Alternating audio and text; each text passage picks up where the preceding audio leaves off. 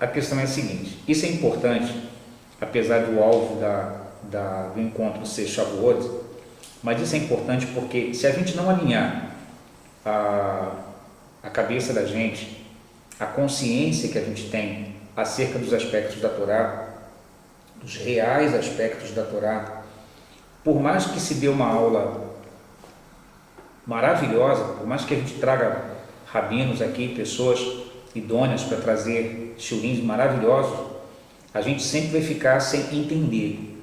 Porque uma coisa muito... E aí é interessante falar sobre isso, porque a gente vai perceber a profundidade, o peso do que aconteceu com a gente, do que acontece com a humanidade como um todo. E aí a gente vai compreender o que significa a morte, o que significa a vida, o que significa afastamento e aproximação, o que significa estar perto e estar longe de Deus. Porque como Deus é espírito, aliás nem é espírito, porque Deus é algo que não pode ser nomeado, né? Mas ele é algo além do físico, muito além do físico, e no mundo espiritual não existe nada que a materialidade possui, que a gente conhece, não existe espaço no mundo físico. Então como é que você pode estar próximo ou você pode estar longe se não existe espaço físico? Porque no mundo espiritual a proximidade se dá por similaridade, por semelhança, ou seja, a Kabbalah chama de lei de afinidade. O que é lei de afinidade? Você pode ter relacionamento com uma pessoa em dezenas de níveis, não é isso? Você pode ter um relacionamento estritamente profissional. Você chega no seu local de trabalho, você conhece aquela pessoa, você trabalha com ela, você trata com ela o dia todo, mas você lida com ela coisas do trabalho. Mas você pode não saber absolutamente nada sobre ela. Se é casada, se ela é solteira, quantos filhos ela tem, como é a aparência da esposa, dos filhos, onde ela mora, você não sabe nada, de onde ela veio, a cidade onde nasceu, ou seja, você não sabe nada, porque o seu relacionamento com aquela pessoa tem apenas um nível profissional, não é? Com o passar do tempo, esse relacionamento vai se aprofundando, você vai sabendo mais coisas a respeito da pessoa, e esse relacionamento pode chegar num nível de você começar a frequentar a casa dessa pessoa, essa pessoa frequentar a sua casa, ou seja, esse nível de relacionamento vai se estreitando, mas esse estreitamento vai acontecer de que maneira? Se você conhece uma pessoa e essa pessoa tem os mesmos interesses que você, a tendência é você se aproximar dela, né? Porque ela pensa igual a você, ela busca as mesmas coisas que você, ela gosta de assistir os mesmos filmes que você, então é muito provável que você vá ao cinema junto com ela. Agora, se você conhece uma pessoa que gosta de filme de terror e você gosta de filme de ficção científica, é improvável que você vá ao cinema com ela. Você não gosta de filme de terror, ela gosta, ou seja, afinidade. Então é chamado lei da afinidade. Quando o nosso nível de consciência se eleva a ponto da gente internalizar os mesmos conceitos que, vamos dizer assim, que caracterizam a pessoa de Kadosh Baruch Hu, falando obviamente, figurativamente falando, né? Os interesses de Kadosh Baruch Hu, quando você começa a ter interesse semelhante aos de Kadosh Baruch Hu, você está se aproximando dele. Quando os seus interesses são diferentes dos interesses de Kadosh Baruch Hu, você está se afastando dele. Então, no mundo espiritual, a aproximação ou afastamento se dá pela lei da afinidade. Quanto mais os seus interesses são parecidos com os interesses de Deus, mais próximo. Quanto mais diferente, mais distante. Então, essas coisas são extremamente importantes porque nós somos criados no mundo e aí a gente mede aí o nível de afastamento que o mundo como um todo hoje se encontra acerca de Deus. Se houver uma forma de medir esse afastamento, essa forma de medir é justamente a questão do nível de consciência.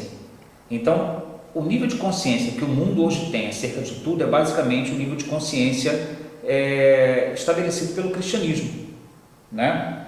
A gente vê muitas pessoas ainda, mesmo as pessoas que já estão caminhando às vezes dentro da mesma forma que a gente, ainda misturar certos conceitos, né, acerca de Mashiach, por exemplo, a redenção, a ressurreição dos mortos, achar que o Apocalipse se encaixa e não tem absolutamente nada a ver. Tanto que existe uma expressão usada que é a Bíblia hebraica. O que é a Bíblia hebraica? Começa em Sefer Bereshit, Gênesis, termina no profeta Malaquias. Essa é a Bíblia hebraica. A Bíblia cristã vai ter também o Novo Testamento. A Bíblia hebraica desconhece completamente o Novo Testamento. Então, e não é só a questão do Novo Testamento, a tradução também é diferente, totalmente diferente. Por exemplo, há versículos como o de Isaías, aquele versículo que diz assim, mas o Deus poderoso, o Pai da eternidade e tal, príncipe da paz, e eles pegam esse texto e colocam esse texto todo como se todos os títulos se referissem a Mashiach. Negativo. No texto original está escrito, mas o Deus forte, o Pai da eternidade, alcunhou Sar Shalom, príncipe da paz. Então só o último título se refere à pessoa de quem se está falando, que aí é o rei Ezequias. Então, o Deus forte, o Pai da eternidade, alcunhou, ou seja, deu a ele o nome, elegeu-o como Sar Shalom, príncipe da paz, que é um dos títulos de Mashiach. Então, essa é a tradução real daquele versículo. Então, existem todas essas diferenças e a gente precisa compreender isso, porque se a gente não conseguir fazer uma real lavagem na nossa cabeça, né, fala assim de lavagem, isso é uma lavagem cerebral. Uma lavagem cerebral sim, que a gente tem que fazer. Não vai ter uma maquinazinha, não vamos botar eletrodos na nossa cabeça e dar choque para a gente, não existe isso. Essa lavagem cerebral vai ser feita por nós mesmos, estudando e compreendendo, elevando o nosso nível de entendimento acerca da Torá. Então vamos lá. O que é que esse vídeo do Rabino Yair Alon está explicando para a gente? Em primeiro lugar, a gente precisa entender que, antes de tudo, antes de qualquer coisa, a única coisa que existia é esse ser que nós chamamos, por falta de uma expressão adequada, Deus. E aí, não interessa o nome que se queira dar, Deus, luz, não interessa o nome que se queira dar, é só uma mera e frustrada tentativa de mencionar, porque não tem como mencionar o que está além das palavras. É um pouco complicado de explicar, mas vamos tentar entender a coisa desde o início. Antes de qualquer coisa, só existia Kadosh Baruch Hu, uma existência simples e direta. Simples e direta como assim? Se você pega um óculos, no que diz respeito ao eterno, você não pode dizer que esse óculos é semelhante ao eterno, porque o eterno é Errad. Errad em hebraico pode-se dizer que é o número 1, mas na verdade não é bem assim, porque se só tem um óculos aqui, então poderia-se dizer Errad. Só que esse óculos é formado por duas lentes, esses dois negocinhos aqui, mais uma pecinha, tem parafuso, tem haste. Se você desmontar, ele fica num monte de pedaços. É um óculos que se divide em dezenas de partes. Essa é a questão. O eterno não pode ser dividido. Ele é um no sentido de não ter como dividir. Não se divide, não tem como dividir. Não existem partes no eterno, onde uma começa e outra termina. O eterno, ele está completamente acima e além de absolutamente tudo que se possa contar, nomear, qualificar, designar. Qualquer coisa que você puder imaginar já não é o eterno. É uma criação. Então, como é que a coisa acontece? Quando Kadosh Baruch Hu desejou doar o seu bem, ele precisava ter alguém para quem doar. Então é aí que a criação surge. A criação é um pensamento divino. Porque no mundo espiritual não existe, quando a gente fala a boca de Deus, a voz de Deus, o eterno Deus não tem boca, não tem dente, não tem língua, não tem cordas vocais. Então, a voz é o pensamento divino. No mundo espiritual, o pensamento é a ação.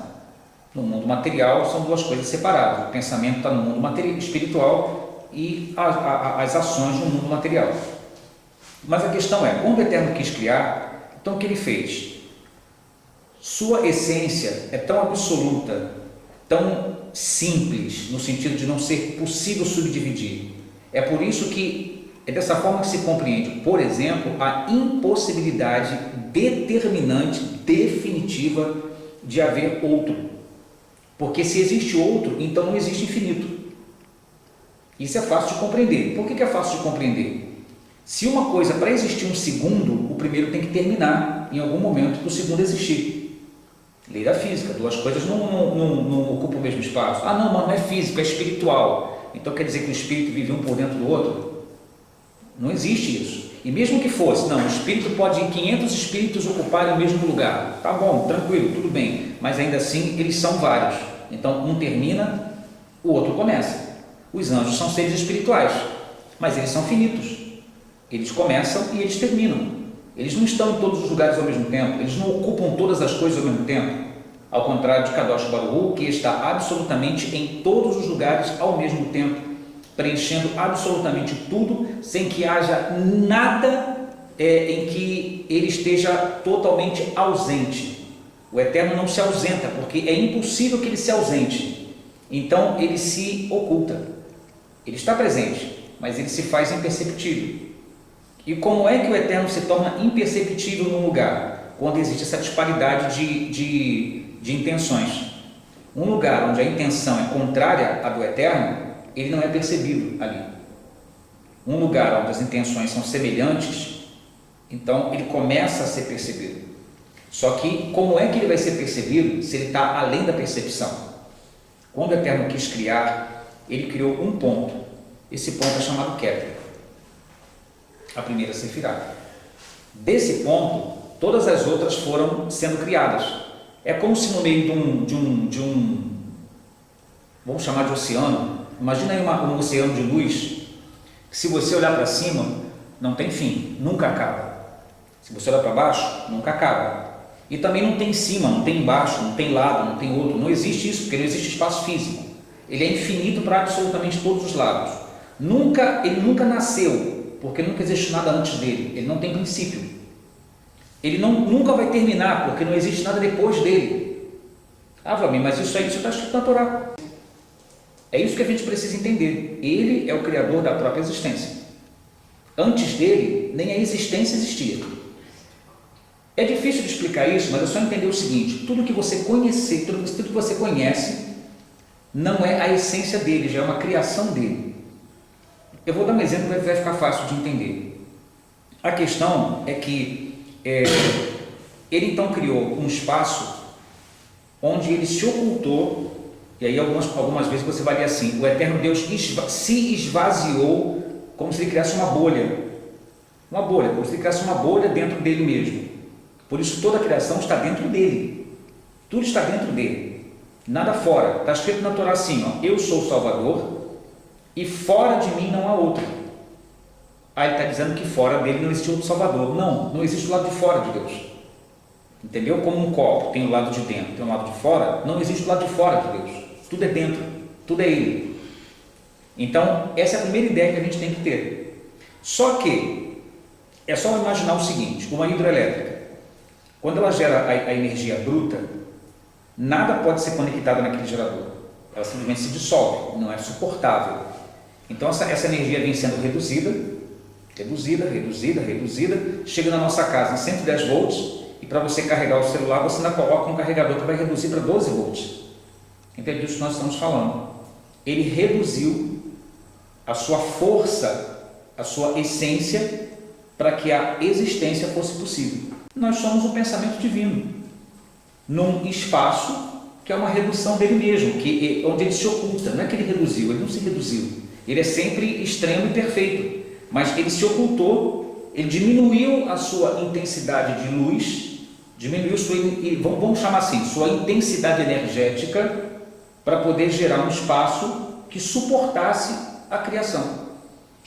Então, a partir dali, seria mais ou menos o seguinte: imagina que Kadosh Baruch Hu fosse, e aí é só uma alegoria, tá? Imagina que Kadosh Baruch Hu fosse um programador. Ele pega um computador, seu computador celeste, e ele senta e ele começa a projetar um programa. Esse programa vamos chamar de criação.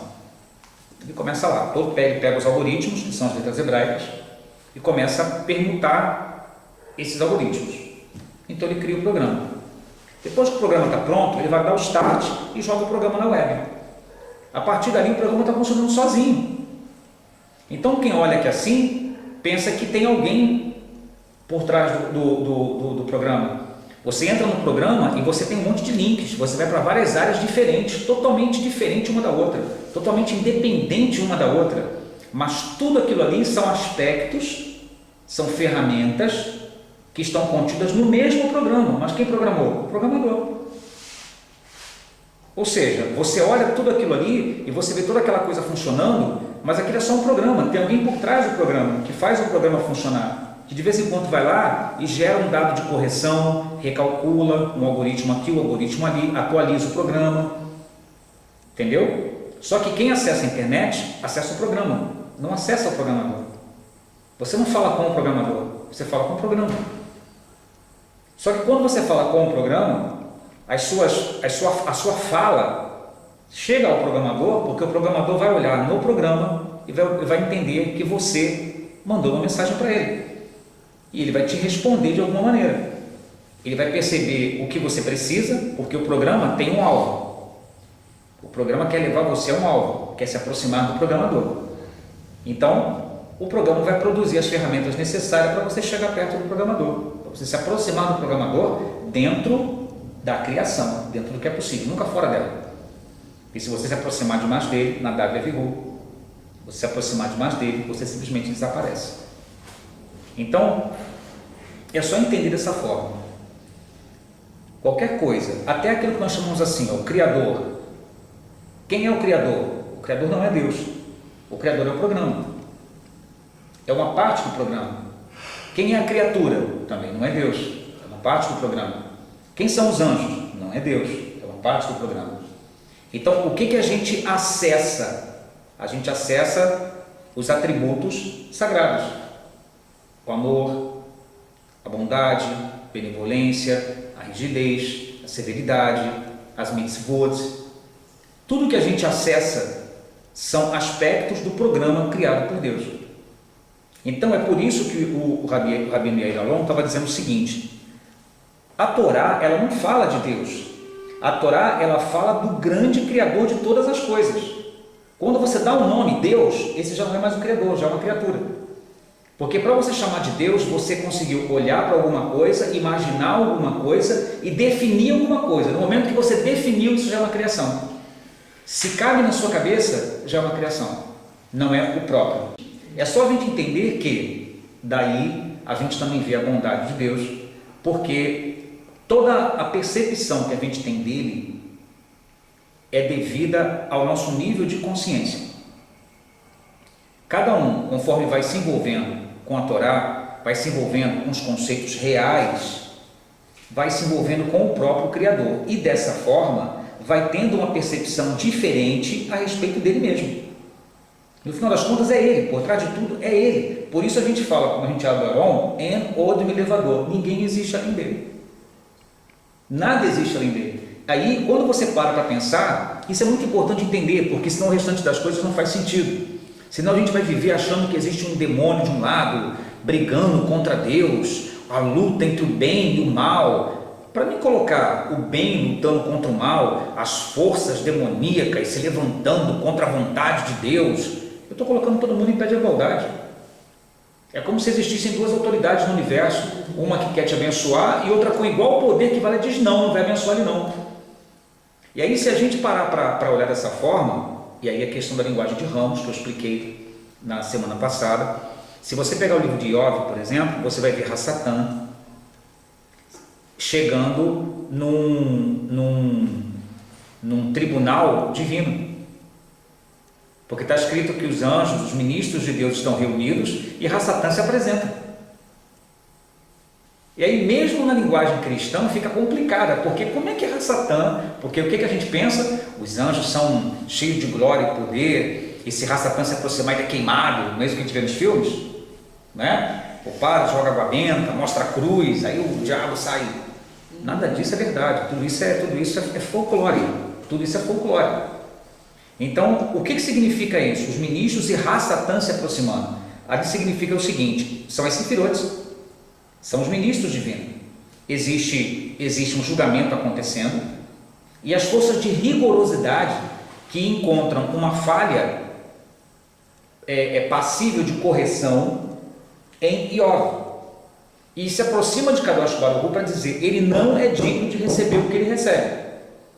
Mas você vê que o outro lado, que aqui é chamado de Deus, é o outro lado que diz, você observa que Satã se aproxima, está no livro de Iov. E aí está escrito que Deus, Kadosh Baruch Hu, teria dito, viste o meu servo Jó? íntegro, que anda na minha presença e tal. Percebe que a narrativa não parece lógica, porque Deus, o Kadosh Baruch Hu, bendito seja, vai dar satisfação para Hassatan? Não tem sentido. E aí Hassatan entra e diz, não, mas ele só é assim porque você dá tudo o que ele quer. Não existe isso. Hassatan ali é como se fosse, é uma representação extrema da Sefirá de Gevurah. É a rigidez, dizendo, não, ele possui um defeito e precisa ser corrigido. Ele não é digno de receber o que ele recebe, porque o que existe dentro dele ainda é falho. Mas aí o outro lado, aqui chamado Deus, Hesed, vai dizer, tem visto, meu servo Jó? E você vê que os dois, na verdade, estão rolando um plano ali. Os dois estão conversando sobre como corrigi-lo. Porque o lado chamado Hassatan continua insistindo, e você vê que o lado chamado Deus diz para Hassatan, tá bom, você pode tocar nele, mas na vida dele você não vai tocar. Por quê? Quando você percebe a árvore da vida, você tem Keter, Hormá, Biná. A luz desce nesse sentido. Acima de Keter existe o que nós chamamos de Ensof, Or Ensof, a luz no infinito. Isso aqui a gente para. A partir daqui, segundo a Kabbalah, é proibido mencionar. Porque não cabe na nossa cabeça, não tem o que mencionar. Como é que você vai mencionar o que está além do infinito, o que está além da existência, o Criador da própria existência? Não tem como. Então é proibido tentar falar sobre isso, porque isso não entra na nossa cabeça. É assim que a Kabbalah vai definir. Debaixo desta linha para baixo aparece Keter. Em português, né? Coroa. Perceba que coroa, ela é como se fosse o kippah. O kippah não é a tua cabeça.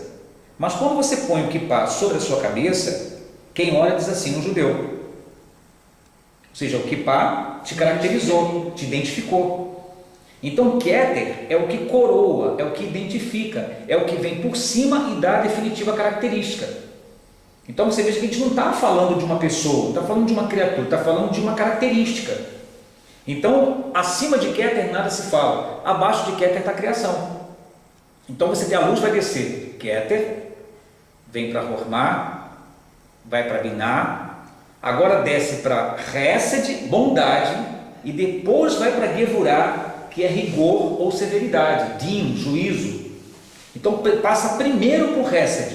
Por quê? O eterno Deus entende que se a coisa descer direto primeiro para Gevurah, o mundo não vai subsistir. Tá? Tanto que a Kabbalah explica que está escrito que o eterno percebeu que se ele criasse o mundo com Gevurah, o mundo não subsistiria. Daí ele cria o mundo com Hesed. Se você observar no livro de Gênesis, eu até trouxe esse estudo aqui uma vez, na criação aparece o nome Elohim, não aparece o Shem Havayah. O nome Elohim é o nome de Gevurah, que coloca ordem, faz as coisas serem como tem que ser, do jeito que tem que ser. Quando o homem é criado, aí aparece Hashem Elokehem, Deus, o teu Deus. Ou seja, aparece o Shem Havayah antes, na frente do nome Elohim. Aparece primeiro Hesed, o Shem Havayah Hesed, Tetragrama Hesed, e aparece depois o Elohim. Ou seja, é preciso que haja um tempero, um equilíbrio para o homem ser criado, porque só com a Gevurah o homem não subsistiria. Então você veja que são aspectos, porque tudo é nome de Deus. Qual é o nome de Deus? Aí tem gente na internet, não, descobriu o nome de Deus, tá? Qual deles? Porque tem Shem Havayah, tem Elohim, tem Tsevakot, tem Ka, tem 72 nomes sagrados, tem de 42 letras. Qual é o nome de Deus? Deus não tem nome. Esses nomes são nomes aspectos, são nomes dos seus aspectos, são nomes dos seus atributos.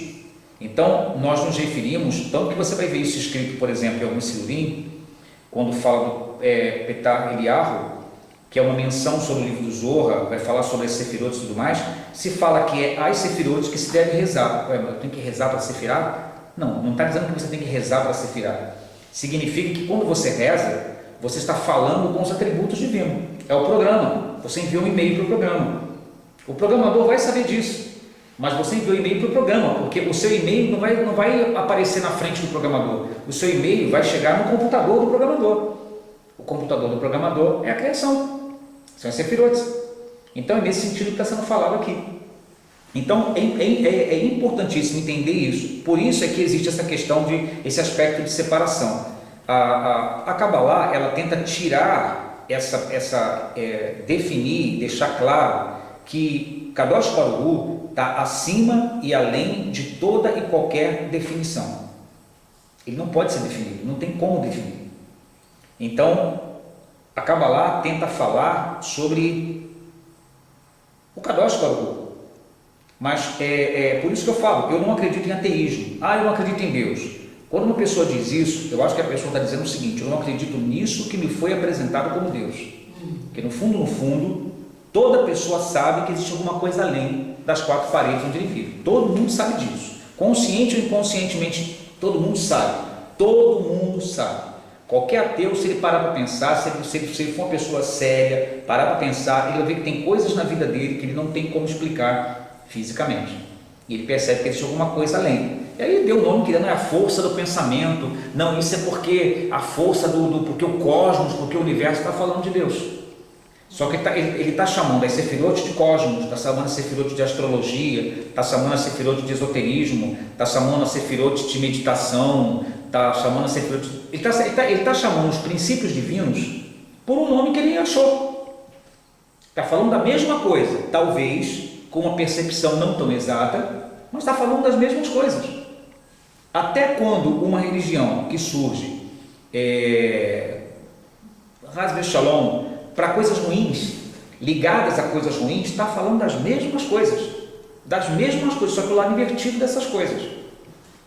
Porque é muito importante entender o seguinte: quando Kadosh Baruch Hu criou o ser humano, criou o Adão, ele criou Adão com um propósito. Por isso o nome que foi dado à criatura é Adão. Adão não é o nome daquele homem que o Eterno criou lá. É o designativo. Essa palavra também porque esse Adão, ele é algo além daquilo que nós conhecemos como ser humano. Ele não é um ser humano igual a gente. É algo além do ser humano que a gente conhece. Então, por isso, a expressão que é dada é um designativo espiritual também. Tanto que se diz, a Kabbalah vai ensinar, se não for a memória, que a única pessoa na face da terra que mereceu ser chamado de Adão foi Moshe Rabbeinu. Por que Moshe Rabbeinu? Adão é escrito com Aleph, Dalet e Men. Se você analisar esse nome, tem tanto segredo nesse nome, porque primeiro você pode separar o Aleph do Dan, e aí vai ficar Aleph sobre Dan. Aleph é uma letra que é composta de 3 letras. O Aleph é montado com um Yud em cima, um Vav inclinado e um Yud embaixo. Se você somar essas três letras, você tem 10, mais 10, 20, que o Yud vale 10, e o Vav vale 6, 26, é a Gemátria do Shem Havaiá, é a Gemátria do nome sagrado. Então, no Aleph, existe alguma coisa ligado a Errad, ligado à unidade, ligado à santidade. Então, qual é a ideia de Adão? Adão é a santidade envolvida no Dan, que é sangue, a santidade sobre o sangue. Isso é o ser humano. O alvo, a meta do ser humano é trazer a santidade e fazer com que a materialidade seja santificada. Por isso tem o Shabat, e santificou o Shabat, e santificou a nação de Israel, e santificou a terra santa, porque a ideia é santificar, é elevar, tirar a coisa da mera materialidade e revelar o que de fato existe por trás da matéria, que é espiritualidade, santidade. Isso é Adão. Moshe Rabbeinu foi chamado de Adão por quê? Porque ele conseguiu fazer exatamente isso. Você vê que ele chega a um nível que ele é chamado de meio anjo e meio ser humano. Ele sobe no Monte Sinai 3 vezes, e nas 3 vezes ele fica 40 dias e 40 noites, sem comer, sem beber, sem ir no banheiro, sem dormir, sem fazer nada. Ele vira um anjo, literalmente um anjo. Então ele meio anjo, meio ser humano. Chega a se dizer isso, ele era meio ser humano, meio anjo. Mas por quê? Ele consegue alcançar esse nível de Adão. E ele, se não me engano, é a única pessoa que é mencionada dentro desse aspecto de elevação tão grande. Então você vê o aspecto de elevação que o ser humano foi criado. Então, quando o ser humano, quando a pessoa, ela não compreende isso, e ela não vive, ela não trabalha para unir a santidade com a materialidade, para elevar a materialidade e unir isso à espiritualidade, ele perde a característica de ser humano. É por isso que vai se explicar o seguinte: O nível inanimado, que é o mineral, pedra, água e tal, não vai evoluir, ele é aquilo ali. O nível vegetal não vai evoluir, uma planta é uma planta, ela cumpre o papel dela, o papel excelente por sinal. O nível animal nunca vai evoluir, um cachorro é um cachorro, um leão é um leão e assim sucessivamente. Vai haver uma mudança, que na verdade não é uma mudança, é uma correção nos animais quando o Mashiach vier, porque o espírito de impureza vai ser retirado e vai haver uma paz dominante, uma completude dominante em toda a criação, que toda a criação volta a se interrelacionar. Então não vai haver mais briga entre animais, entre seres humanos, entre nada, não vai haver mais cadeia ecológica, um animal que come o outro, não vai ter mais nada disso. Por isso está escrito que o leão vai se sentar junto com o cordeiro e tal. Então, mas por que isso? Porque as coisas voltam ao nível correto. Veja como a coisa sempre é elevação. A planta, ela eleva o nível mineral, porque ela tira os sais minerais e tal, os seus alimentos da terra inanimada, e com isso ela vai crescendo. Então ela trouxe o nível mineral ao nível vegetal. Então houve uma elevação. Aí vem o animal e come o vegetal. O vegetal agora saiu do nível vegetal e passou para o nível animal. Entendeu? E aí, no caso, quando o homem ele se alimenta do animal, ele também leva o animal para o nível falante. Mas aí se diz que o homem, se o homem não cumpre o seu papel, ele perde o nível falante, ele se torna como um animal. Por quê? Ele só alimenta o seu lado material. O problema é que o animal ele não regride, porque ele é aquilo. O ser humano, se ele não prossegue, ele regride, porque ele não foi criado para ficar parado. Por isso a humanidade está do jeito que está. Entendeu? Se não houver elevação, existe regressão. Por quê? Adam, Aleph sobre Dan. E aí, se você pegar esse nome Adam e você dividir mais um pouquinho, o Aleph é a santidade. Se você observar o formato do Aleph, o Yud de baixo simboliza o mundo espiritual, o mundo material, perdão. O Yud de baixo é o mundo material, o Malhut. O Yud de cima são os mundos espirituais. E o traço que tem no meio, que é o Vav deitado, é como se fosse uma escada. Então a ideia é você subir do mundo inferior para o mundo superior. Como é que você sobe? O Vav tem o valor de 6. As Sefirot, que compõem Zeirampim, que dizem respeito às nossas Midot, o que a gente tem que corrigir, são 6 Sefirot. No 6º dia, o homem foi criado. Então o que significa? Para eu me levar do mundo material para o mundo espiritual, eu tenho que corrigir minhas Midot. Eu tenho que me elevar, senão eu não chego nos mundos espirituais. Mas perceba, esse potencial está no homem, porque Adam é o nome, é a palavra designativa para o ser humano. Então o ser humano tem esse potencial, ele só precisa compreender isso e agir dessa forma. Isso é o Aleph. O Dan, o Dalet, é a primeira letra de Derek, de caminho. E o Men é a primeira letra da palavra Maim, água. Então a gente poderia, o Men é como se fosse um manancial. Só que nesse caso é um manancial fechado, porque é o Men Sufit, é o Men final, então é um Men fechado. É um manancial fechado, é um manancial secreto.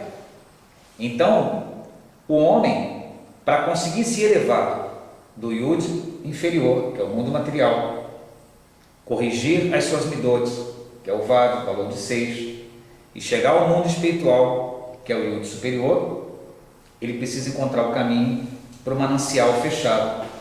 Que manancial fechado é esse? A Sagrada Torá, os segredos dos céus. Quando você começa a entender os segredos dos céus, você tem essa elevação. Aí você se torna de fato Adão. Aí você começa a se aproximar de Kadosh Baruch Hu, porque você começa a perceber suas deficiências e começa a se consertar. No momento em que você sinaliza esse processo de conversão, né, de mudança de curso, Teshuv, voltar para Kadosh Baruch Hu, voltar para Shekhinah, voltar para a presença divina, se aproximar de Hashem. No momento que você sinaliza isso, você começa a se aproximar do Eterno, porque você se encaixa com o propósito da criação, que é unir a santidade ao sangue. Isso é o ser humano. Só que a gente precisa entender que tudo isso é um programa, e quem está por cima de tudo isso? Kadosh Baruch Hu. Então, tudo que a gente nomeia é disso que ele está falando. Por que ele diz assim? A Kabbalah não fala sobre Deus, porque esse Deus é um nome genérico. Todas as nações têm uma palavra para Deus, todas as religiões têm uma palavra e definem um aspecto, um tipo de Deus.